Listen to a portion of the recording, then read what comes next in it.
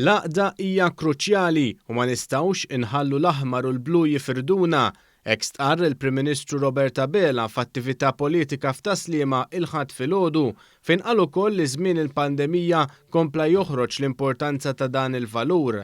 Stqarr li dan il-Gvern irid ikun viċin in-nies u jgħin lil kulħadd filwaqt li jżomm saqajh mal-art. Spjega wkoll kif pajjiżna kulħadd irid jaħdem flimkien f'għaqda sħiħa għal ġid ta' pajjiżna.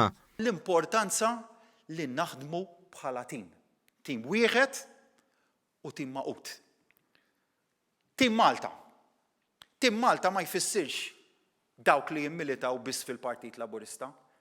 Laqqas ifisser dawk li jimmilitaw fil-moviment. Dawk li għandhom għal qalbhom l-interessi ta' dan il-pajjiż. Huwa qal kif ma nistgħux inħallu l-amat tal-kulur politiku ixekkel id-deċiżjonijiet li jridu jittieħdu għal pajjiżna u li fejn sejrin tajjeb bħala pajjiż irridu niċċelebrawh iżda rridu nindirizzaw in-nuqqasijiet. Dal-messaġġ ma jridx ikun messaġġ li jkun rilevanti biss meta toqrob elezzjoni ġenerali. Ma dan irid ikun it-tema li tmexxina tul il-leġislatura kollha.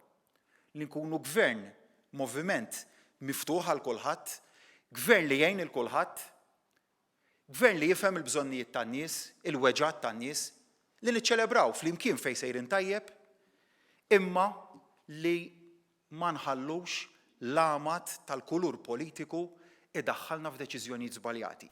Il-fondi li daħlu mill-programm ta' ċittadinanza b'investiment u l-fondi rekord mill-Unjoni Ewropea se jkunu kruċjali għal dan iż-żmien wara l-pandemija.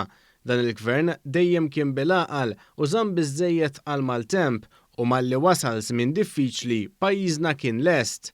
Il-Prim Ministru nnota kif madankollu fejn kien hemm punti dibattibbli dwar il-programm ta' ċittadinanza b'investiment, il-Gvern ma kienx superf u ra fejn hemm xi tranġa.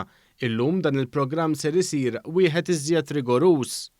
Huwa kruċjali illi f'mument fejn irridu nerġgħu nibnu dak il-karus għat-tfal u għat-tfal tagħna għal ġenerazzjonijiet li għad iridu jiġu f'dan il-pajjiż, li flimkien quddiem il-Kummissjoni Ewropea mmorru b'vuċi waħda.